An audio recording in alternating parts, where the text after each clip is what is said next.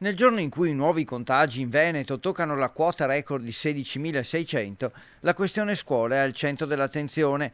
Da Venezia il governatore Luca Zaia fa appello alla commissione tecnico-scientifica e agli esperti perché dicano se si può ripartire in sicurezza il 10 gennaio o se è meglio aspettare. La scuola aprirà o non aprirà? Noi tifiamo tutti perché la scuola apra,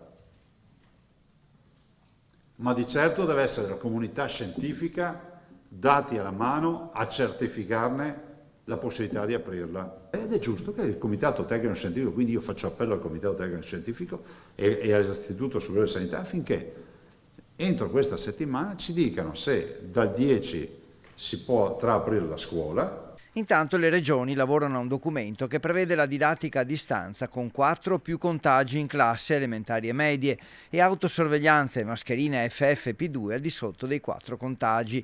Intanto, sulla scia di chi sta già considerando la quarta dose, Zaia chiede che ci si pensi anche in Italia. Se già abbiamo paesi europei che programmano la quarta dose, o quantomeno stanno parlando di programmare la quarta dose per febbraio, ci sia quantomeno anche in Italia una presa di coscienza che febbraio è dopodomani. E mentre preoccupa il lento ma continuo aumento di ricoveri, dal governatore l'invito a promuovere l'autodiagnosi a scuola e in tutte le altre occasioni, come fanno già molti altri paesi. Sulla questione dei medici di base, che non si trovano in alcune zone del Veneto, circa 500 in tutto, la Regione da un lato sta lavorando alle graduatorie, dall'altro consentirà a chi è in servizio di alzare il numero degli assistiti da 1500 a 1800, dando un contributo economico per le pratiche amministrative. E quindi questo è l'intervento principale, ossia quindi diamo la possibilità di alzare da 1500 a 1800 e riconosciamo un tanto ad assistito per quanto riguarda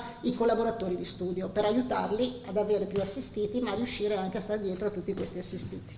Infine, per dare un segnale di prudenza, da oggi Zaia indosserà la FFP2 in occasione degli incontri con la stampa.